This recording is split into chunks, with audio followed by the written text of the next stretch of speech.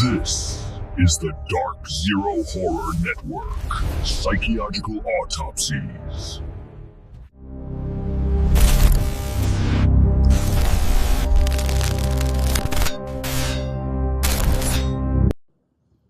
Welcome back to the Dark Zero Horror Network.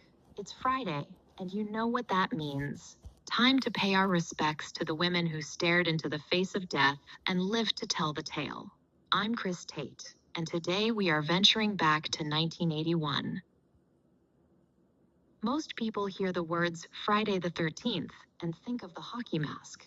But before the mask, there was a man in a flannel shirt with a burlap sack and a serious grudge. Today's final girl didn't just run. She used her brain to outsmart a legend. We're talking about the incredible Amy Steele as Ginny Field in Friday the 13th Part 2.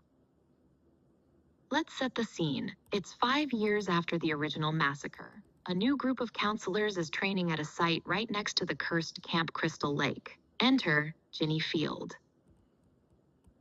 What makes Ginny one of my personal favorites?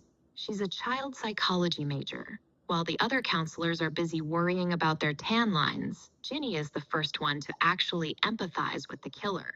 She sits in a bar and explains Jason's trauma, how he witnessed his mother's death and became a frightened child frozen in time. That psychology background isn't just character flavor, it's her survival weapon. In the final act, when Ginny finds Jason's shrine to his mother's severed head, she doesn't just scream. She puts on Pamela's sweater and uses Jason's own grief against him. It is one of the most psychological and tense moments in the entire slasher era. Now, let's talk about the woman behind the sweater, Amy Steele. The casting, Amy wasn't actually a horror fan when she got the part. She brought a level of girl-next-door groundedness that made the character feel real. The decision. Here's a bit of trivia. Amy was actually offered the chance to return for Part 3. She turned it down because she wanted to be taken seriously as an actress and didn't want to be pigeonholed in horror. It's why Ginny's story ends on such an ambiguous, haunting note at the end of Part 2.